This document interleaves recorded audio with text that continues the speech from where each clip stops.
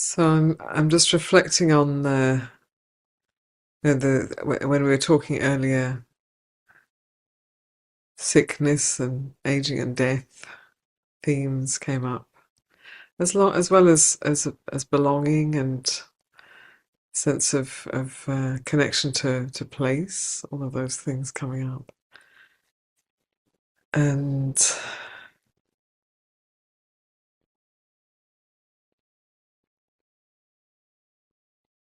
inevitably this life will not last forever, and that might feel um, difficult and sad, or it might feel like a relief, or it might just feel like, how it is.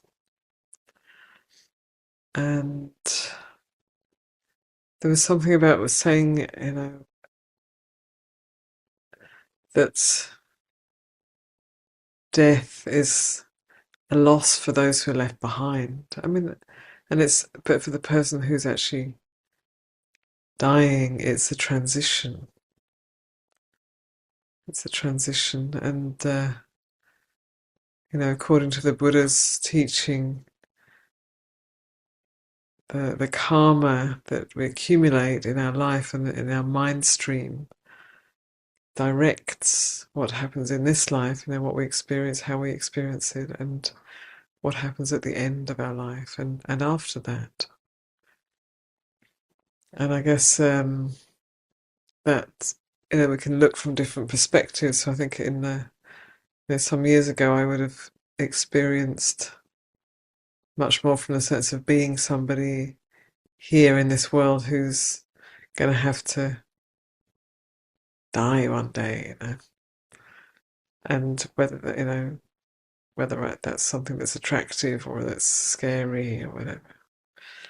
And I think at the moment there's more of a sense of how the mind stream continues, or the citta, how the mind stream continues seeking something, like seeking a loved one or a place or an experience, and then the conditions change. Until one is no longer creating karma, and until there's really deep insight and understanding, and we let go of the strong identity of being a separate somebody, and we let go of the countless things we might be attached to. And eventually, when there's clear understanding, clear insight, then there's no more seeking rebirth. There's no more seeking anything else. There's a letting go and letting be with things as they are.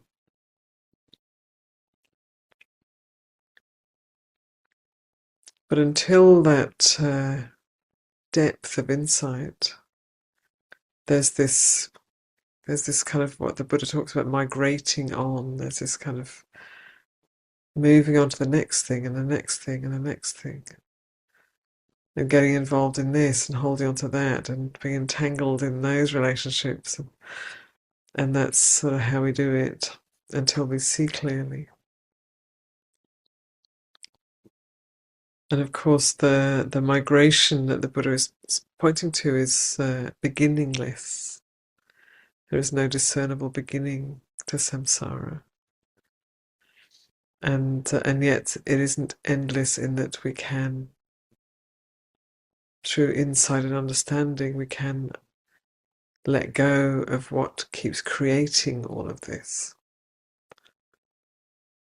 Creating a sense of me and mine and them, theirs.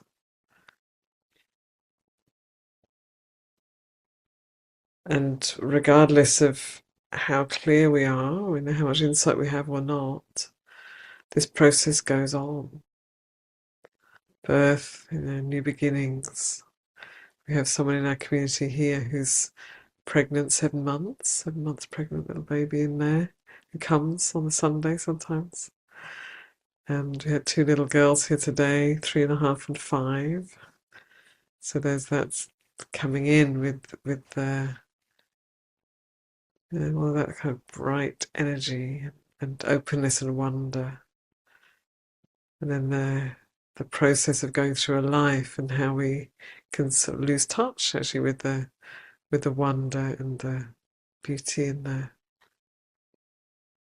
magic that one can experience as a small child.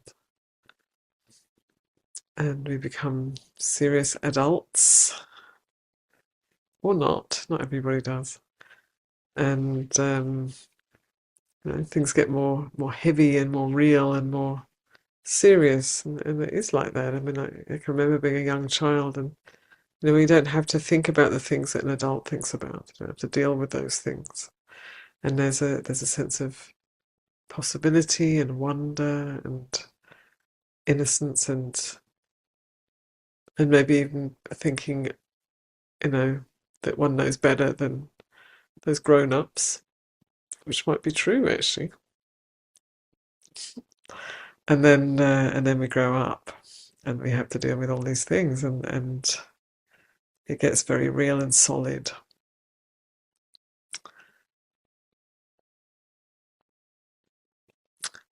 But this process of change is going on all the time. So as we coming into our mother's womb, there's major changes happening.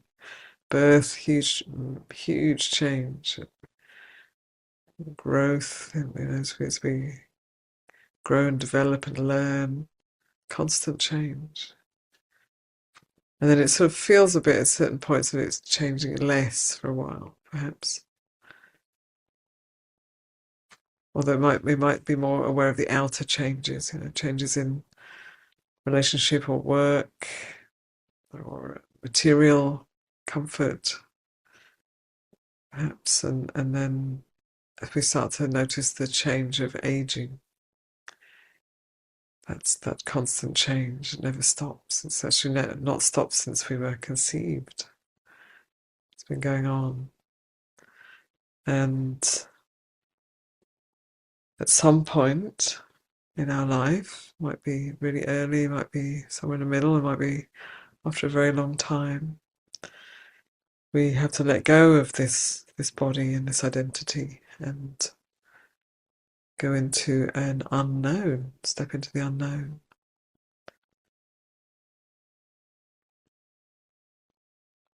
And that's inevitable, that process. And so the Buddha is pointing to how this is just how life goes. It's this inevitable process of birth, aging, illness, and getting well again, and then eventually the death of the body. And then there's the consciousness, or the mind stream, you could say, that migrates from one body to another, or one birth to another, not always embodied. The Buddha points to sort of heavenly realms where you don't have to be in a body, it's just a sort of a mind that's radiant and enjoying beautiful states for vast lengths of time, and until that comes to an end. And then there's another birth. So this is the way the Buddha points to this process that we're in. And the more we can really sort of see that it's a process that's going on, that's inevitable, and that what we experience in our world, in our outer world, is partially conditioned by how we perceive things. So I think in the Tibetan tradition they have this expression of purification of view, and it's to do with seeing like basically purifying the heart and mind so that one is seeing outward forms in a sort of an awakened way,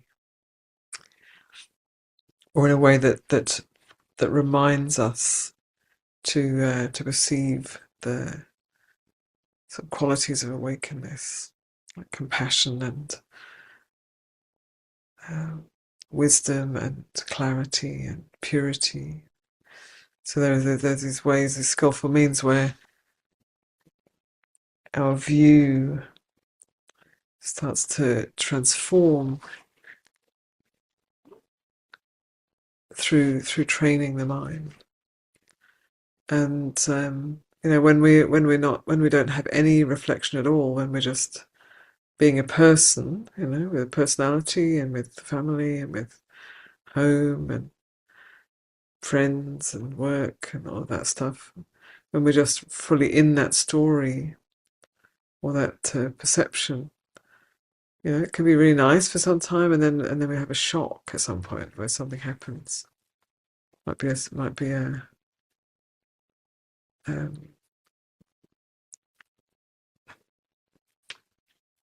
it's okay. It might be a sudden change or sudden death, or an outer change. There's wars going on right now. It's like big, major changes happening in people's lives, and then suddenly that story is not what it was. Doesn't hold water in the same way. It doesn't hold. It's not solid as it used to be, and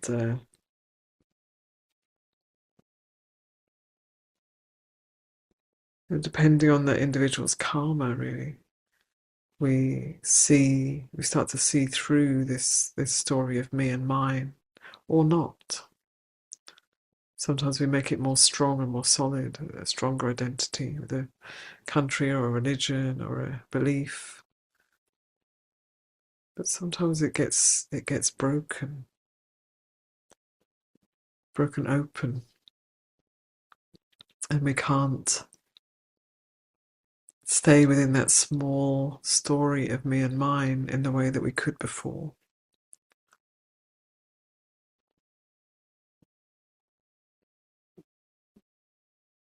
We never really know, you can't really know when that's going to happen or why. And sometimes it might happen and somebody's not ready for it and it feels crazy making. And sometimes it's liberating.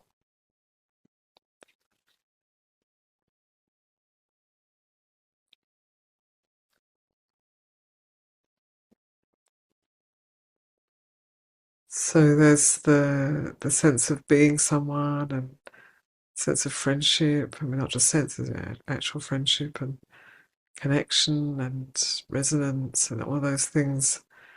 And when we come from those places, which is probably most of the time,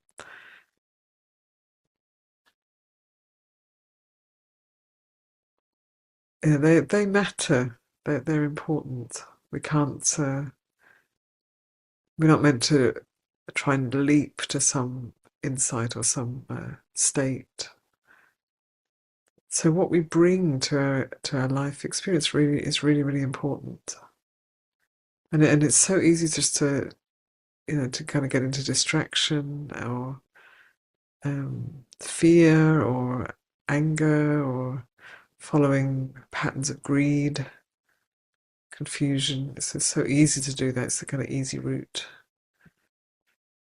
And even justify those things, those tendencies, because of that person or because of that situation or because of a situation here, in our own body. We can justify those, qualities of greed, hatred, and delusion. But actually, this moment, this experience, this present coming together of things, this present condition is an opportunity to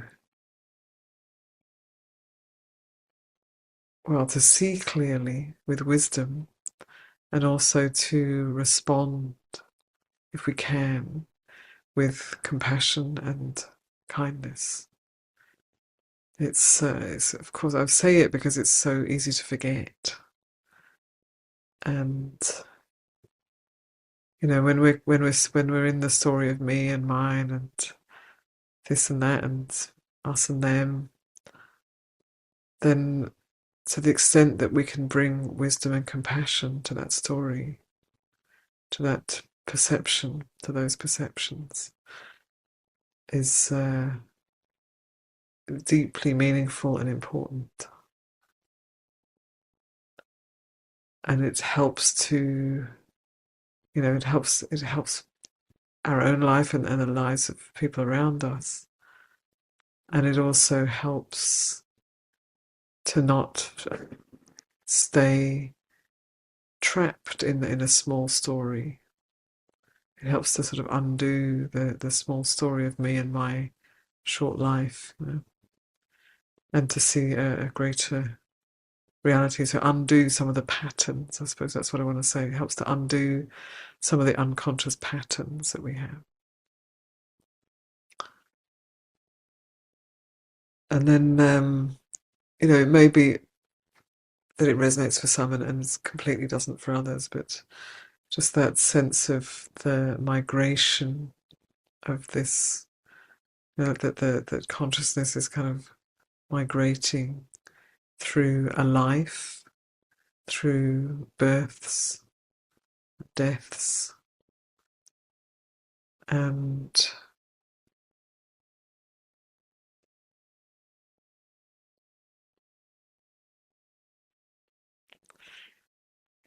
that being the case, if you can open the mind to that, and the Buddha does make it very clear, the samsara is beginningless, and I think there is now, I forget the theory, but I think that's also in science now, that there's a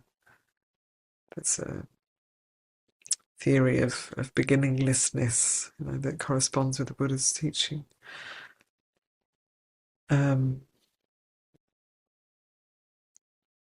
And here we are. Goodness knows how long we've been doing this. And yeah, that can be an incentive or a wake-up call or a reminder of how we need to meet this moment, and how we need to meet our, the relationships that we have, and the values that we hold, and where we put our energy, what matters to us and what doesn't matter.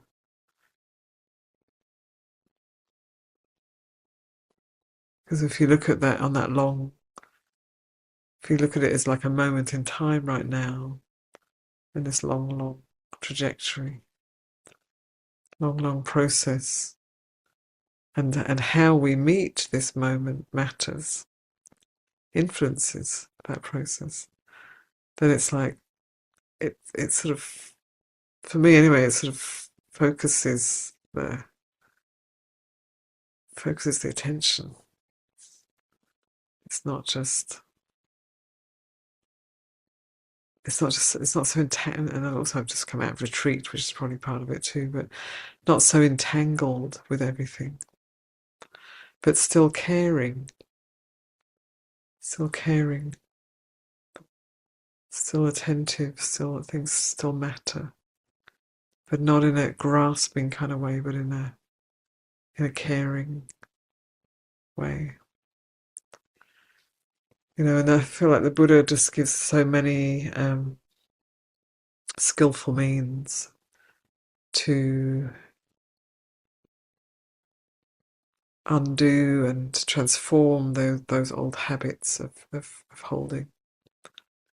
I've often mentioned the Brahma Viharas, the heart qualities, loving kindness, compassion, appreciative joy, and equanimity. So those are really important transformative practices and qualities. And well, I mean, there are so many practices actually. Keeping good ethics and going against the grain. Not just following what's easy, comfortable, and familiar, but finding that edge of renunciation or that edge of generosity.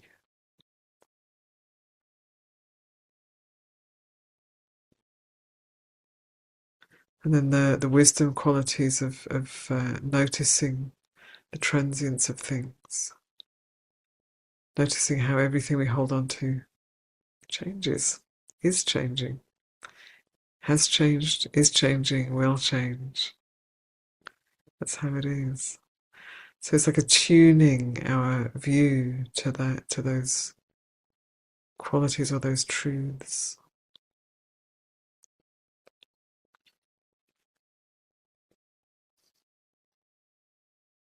So, I forget again and again. And so that's, as I'm sharing these words, it's for myself as much as for you. And I'm also aware, depending on who I'm sitting with, different things come out. And so I'm just also aware of the depth of practice that many of you have, the years and the depth of practice. And it sort of draws out these, or maybe more fundamental truths. And, some of us have known each other for a long time. And we're all aging. We're all getting another year older, another day older. And so, yeah, it matters. It matters how we meet this moment. And, the world is in quite turmoil at this time. It's been interesting coming out of retreat, and just it seems to me, I don't know if it's just a perception, but it seems to me that it's not unusual, it's not uncommon to go into winter retreat and come out and just so much has happened. So much has changed. Maybe it's the spring. And so this is one of those years. And has changed, is changing. A lot of volatility, a lot of unknown, a lot of reasons for anger or grief or fear or even greed, trying to scramble resources together. All of those things can be triggered by the turmoil of wars, and here we are on this path of awakening. And we've probably, I'm aware that not all of you might be resonant with the sense of rebirth, but I'm going to talk about it anyway. We probably have been through many wars, probably died many times on the battlefield or in our homes through wars and through in other ways. And we can't make the world the way we think it should be on an outer level. We can do what we can do. We can influence things. But the ways of the world go on, as they have done for countless eons. And there is this opportunity to transform our relationship to this.